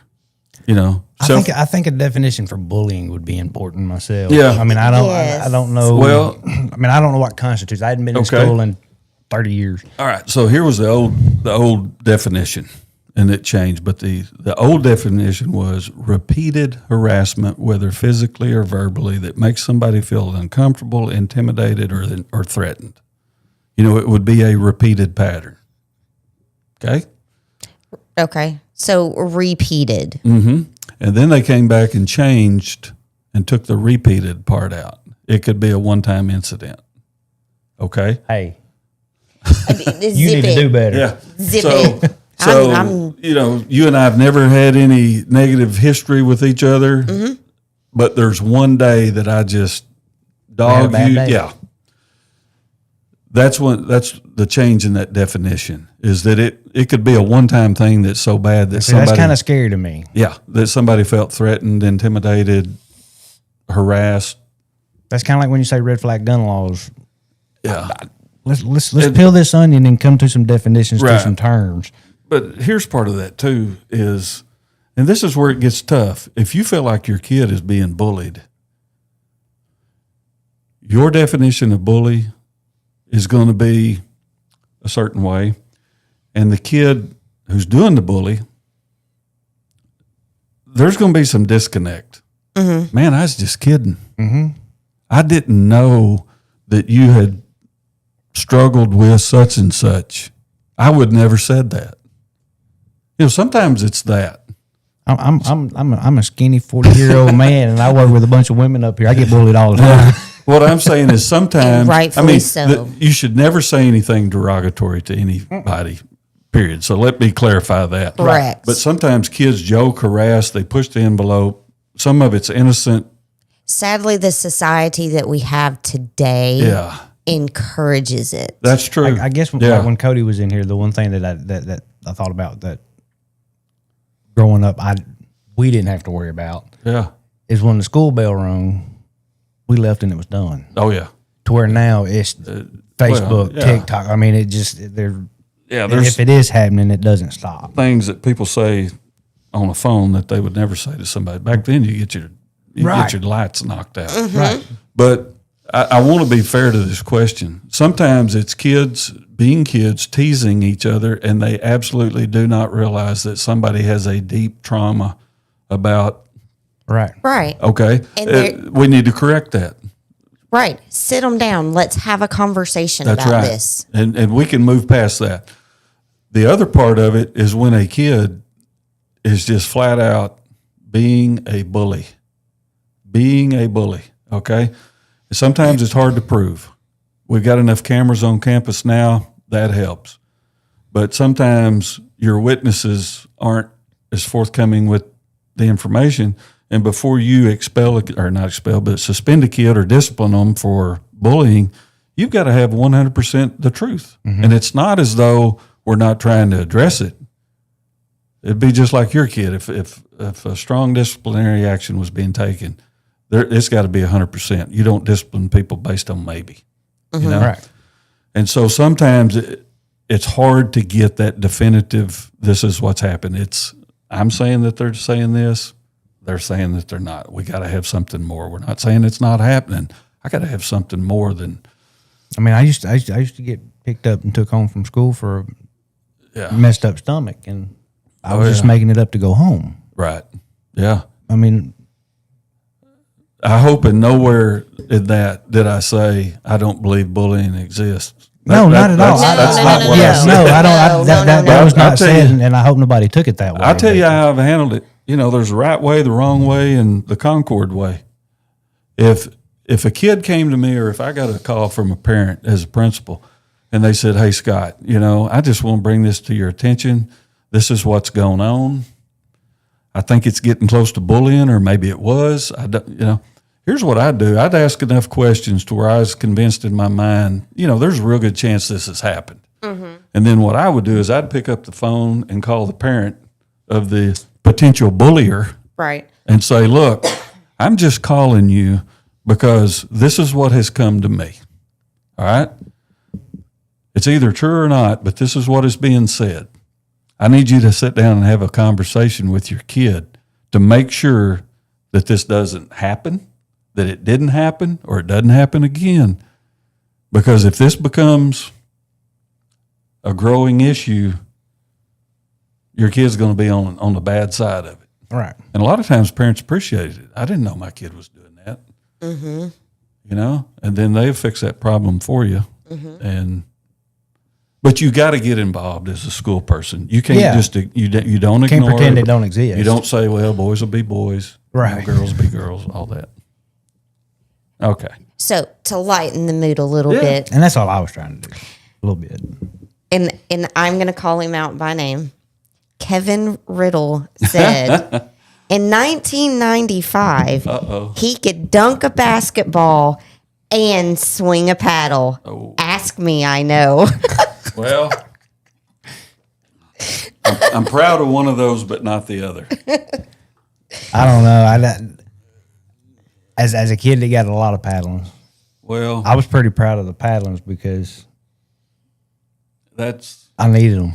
You know, we did things different back then. Amen. And I'm old school. Okay, that's where my values are. And I believe that the kids that were raised with this is how you're going to act, and kids should be just a little bit afraid of their parents. I think we're okay today, and I think the ones that time out, I don't think we got the same raising. And I don't mean that as a judgment on parents. I'm just saying, not at all. My mother showed up one day with the police, and I think there was even a helicopter flying. And when they found me in the backfield swimming in a ditch in the middle of winter, she had a 2x4 in her hand, and she whooped me all the way back to the house about a quarter of a mile. Well, I didn't make that mistake again.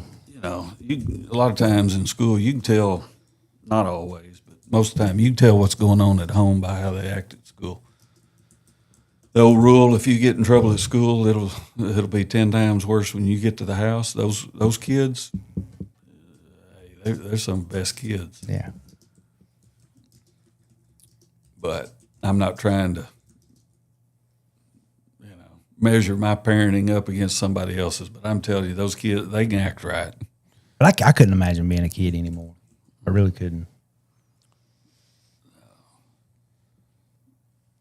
Tapping away over here. Yeah.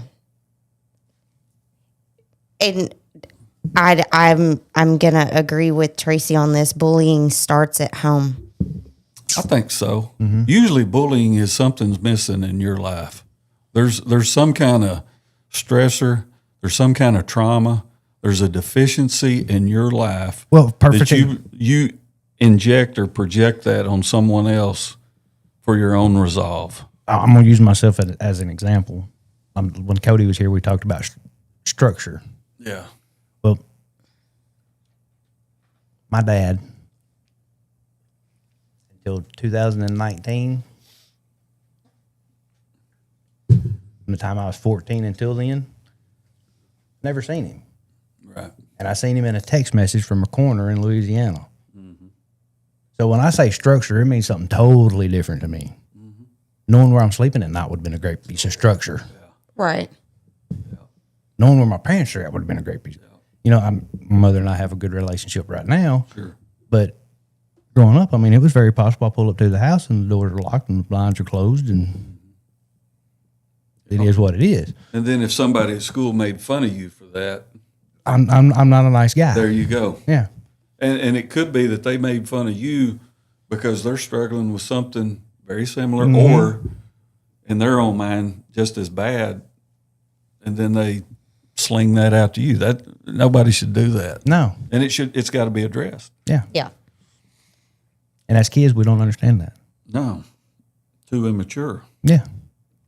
Well, and that was when I said, they need to talk it out and communicate it. Mm-hmm.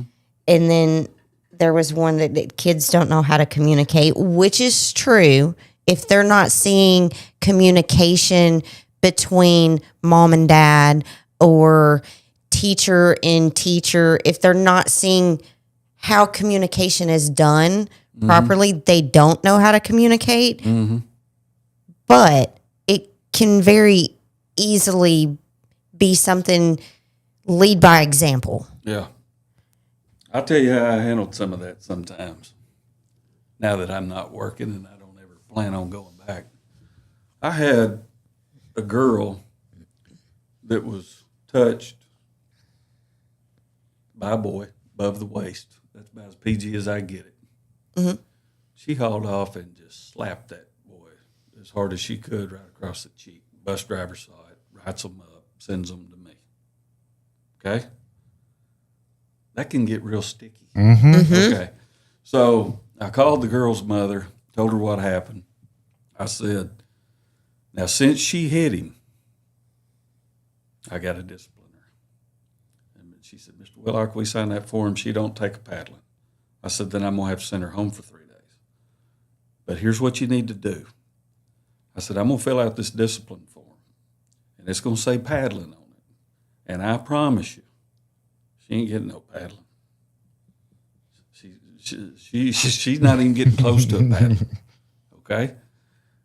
And finally I convinced her, because I didn't want her daughter to get suspended for something that I'd want my daughter to do. Exactly. You know what I'm saying? Yep.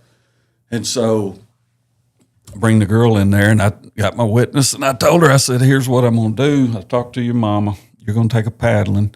That sheet's going to say paddling. Everything's as it should be. But I said, I'm not really going to paddle you, but I don't want you talking about this. Right. This stays if in this anybody office. asks, you got smoked. Yep. Okay? So I took that paddle, and honestly, it was like that. 3 licks. Signed it. I said, because you did exactly what I thought you should have done. The boy comes in there. That's a totally different conversation. I laid right into him. Mm-hmm. Justice was served in that. Right. Okay? And I wanted him to go tell people, hey, you better keep your hands to yourself. That guy will light you up. Mm-hmm. Yeah. Because I thought that's going to keep all them other boys out of trouble. Mm-hmm. And it's going to not let that happen to those girls again. Mm-hmm. Right. That's old school. Yeah. And leadership. sometimes I think there again, just our generation, but I think sometimes some of that needs to come back. Well, and the boy, every now and then on Facebook, we're Facebook friends. He'll say, Mr. Whillock, you remember that time? I say, yeah, I do. Mm-hmm. He holds no animosity towards me. But, if I'd have skirted around that and not done the right thing, He wouldn't have respected she would have, that girl would have had every right to think whatever she wanted about me, how sorry a person I was. And that boy would have not seen me as a man. Yeah, you're just soft. And respect for women. Yep. Mm-hmm. Yeah. Instead, he messaged me, how you doing, Coach? I'll never forget that time you know. I said, me either. Yeah. Trust me. Me either. Nope. That's how Miss Lee. Third grade. She was a little black lady about this tall. But isn't it funny how She only gave me one paddling. That's we all, can that's all you remember? needed. Yep. From her, it was. We remembered that, and I bet you remember exactly why you got it, Yep. and you didn't do it again, No. especially in her class. Not in her class. I sit down and shut up when she said sit down and shut up. Yeah, that was a problem for me. But anywho, So did we? they have quiet down. So, any final words? Yeah. Any last?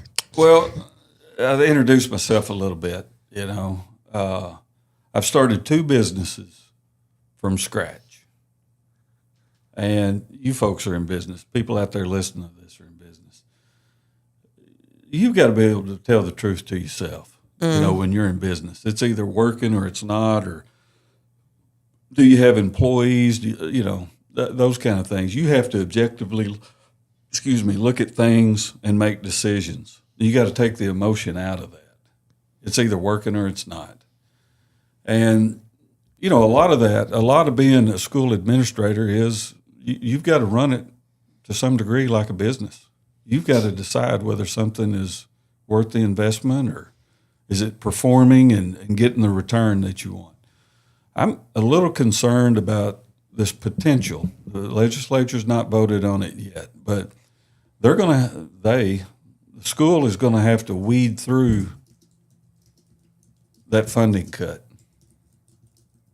They're going to have to find a way to offset that, and there's ways to do it. Some of them are much easier than others.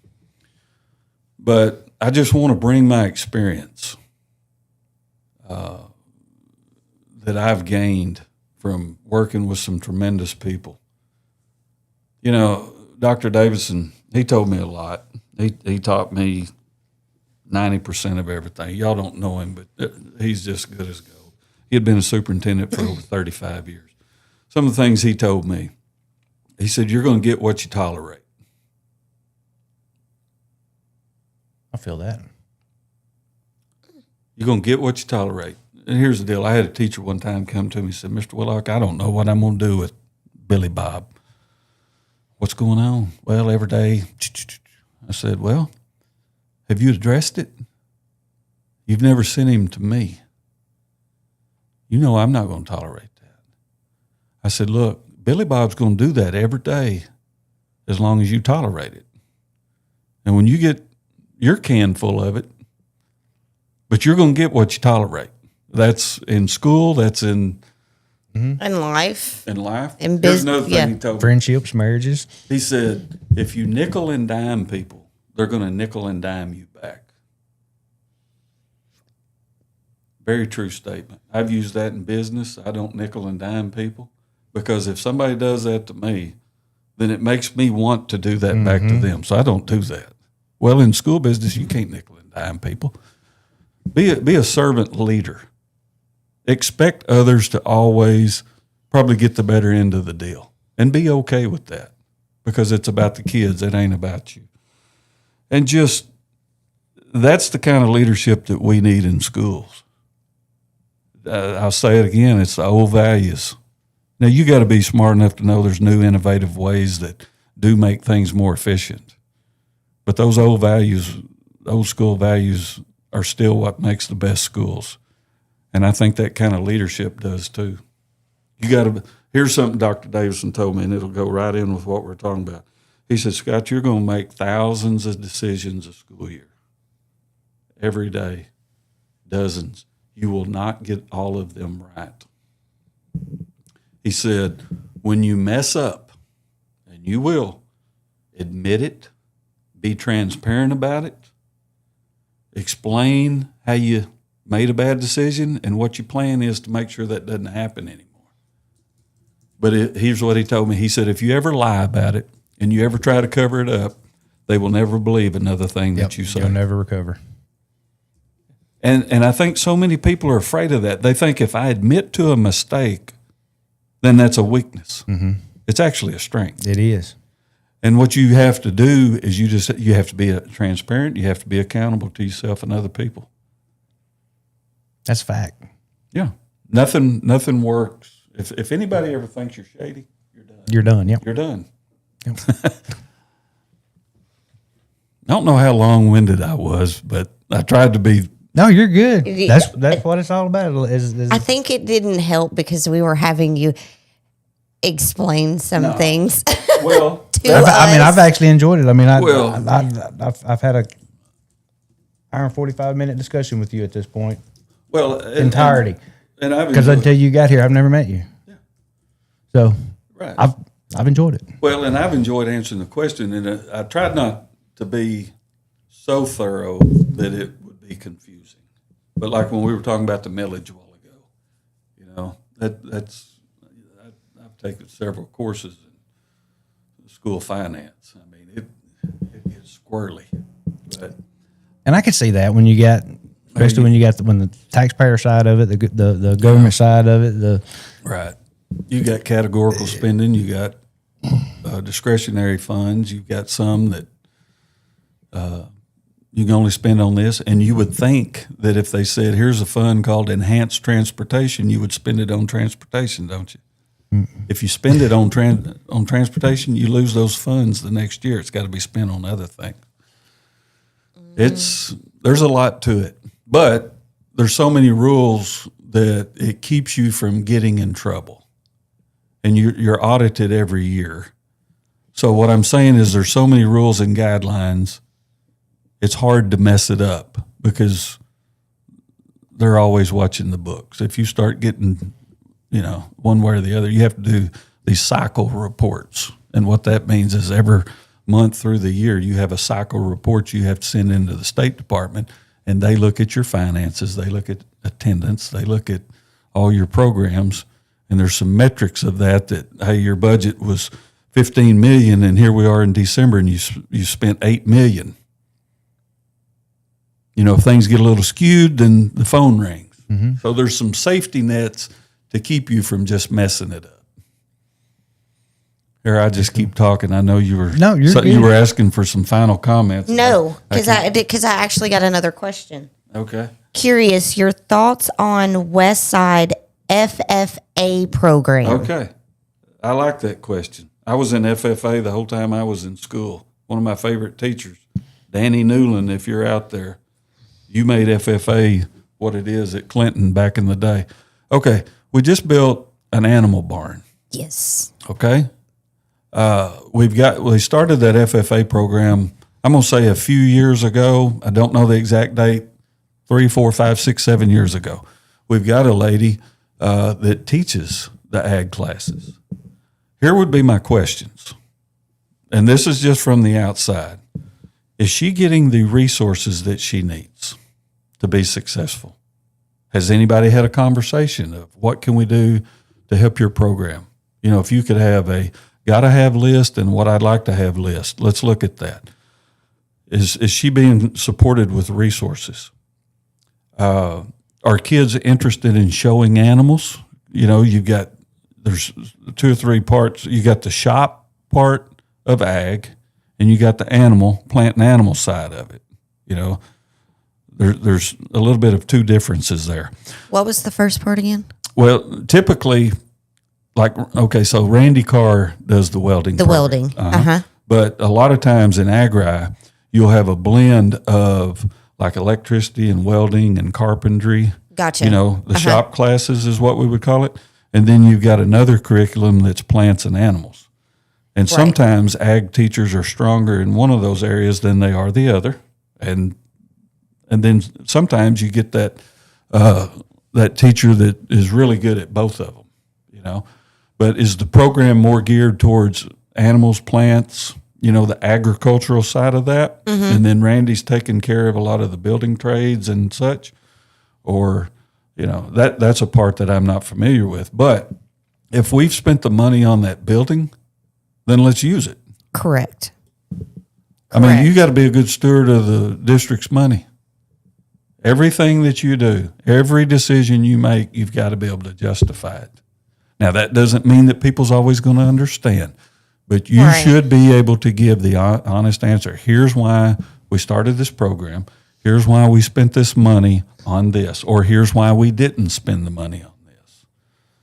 I think an ag program is very vital because we live in a rural area. Mm-hmm. Absolutely. A lot of these kids live on farms. Mm-hmm. Yep. Or they work for family members that have it. Okay?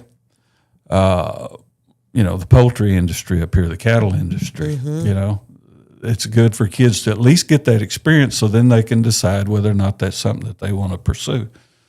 But to answer that question, support the FFA program 100%. Sweet. That was the last one. Yeah. Well, I want to say this, is that if I get elected, there are certain privacy things when you're dealing with personnel that if somebody came and asked me, I cannot speak on that.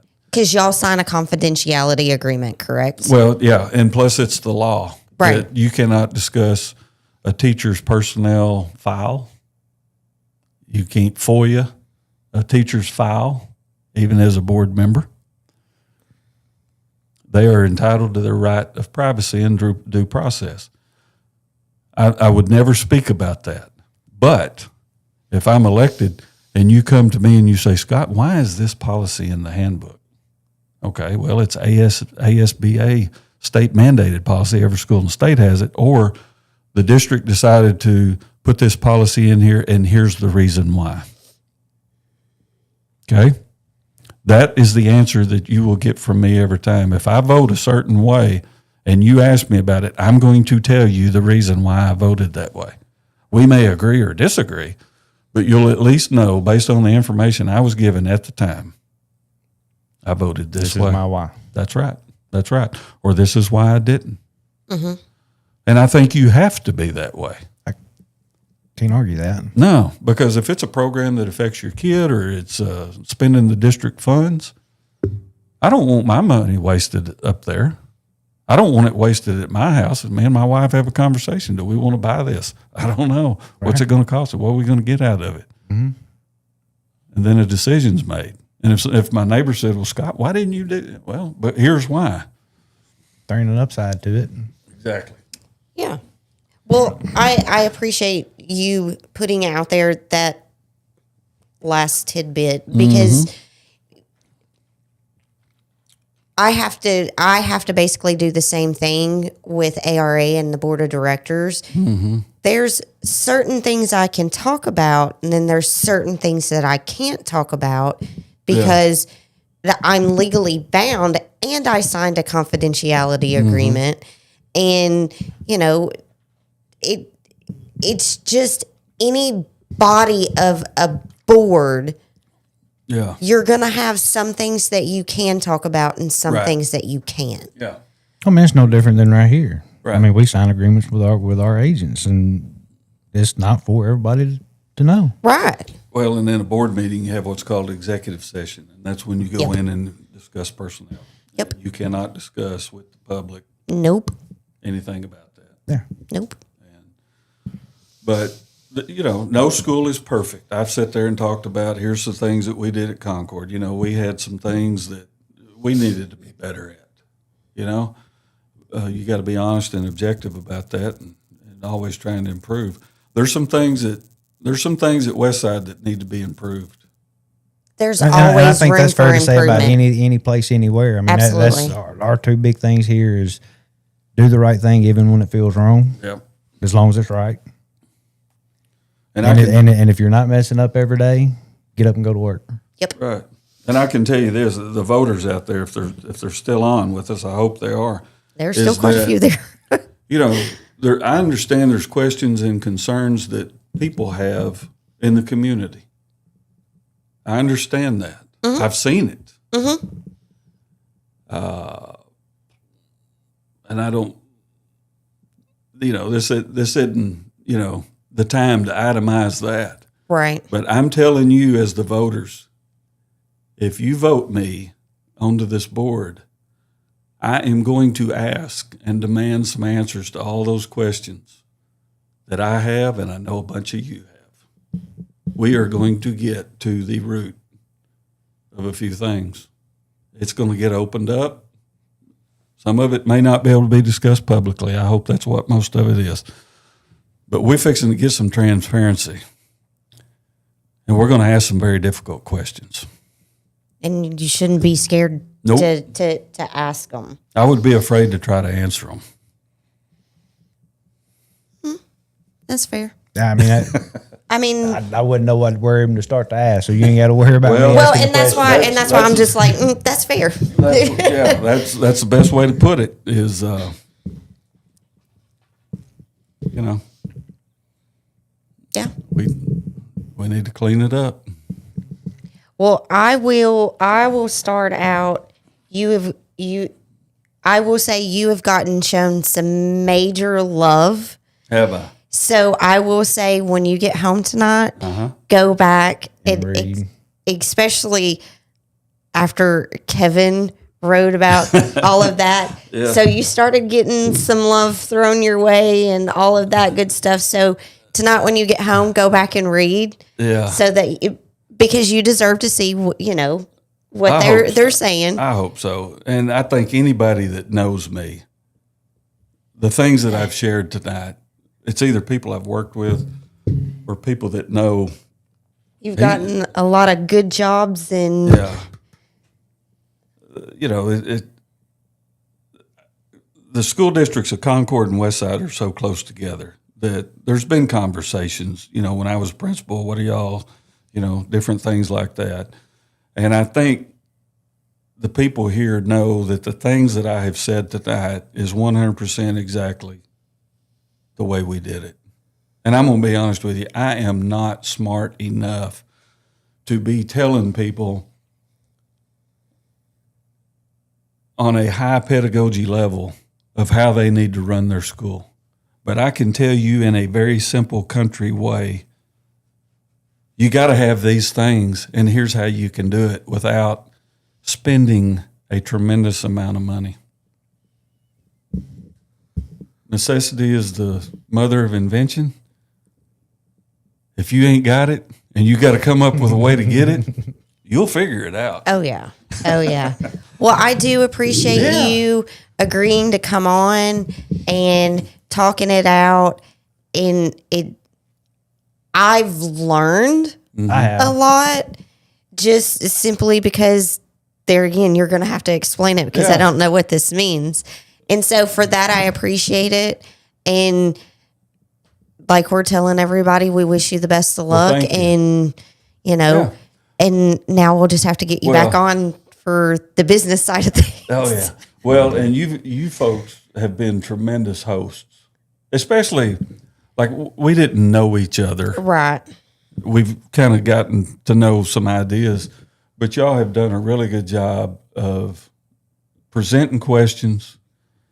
And the conversation that we've had, it wasn't like it was an interview. It was more of just a conversation. And that's when you get the truth. And that's what we want all this to be. I mean, and I appreciate that very much. Yeah. I mean, because that is our goal. I want every time we sit down in here to literally be no different than sitting on somebody's back porch and just that's the way. That's right. Shooting the breeze. Yeah. I mean, that's when you get the best genuine. I don't want any gotcha stuff and nonsense. No. So again, appreciate it so much. Thank you. Thank you to all of our viewers and all of y'all that ask questions and all that good stuff.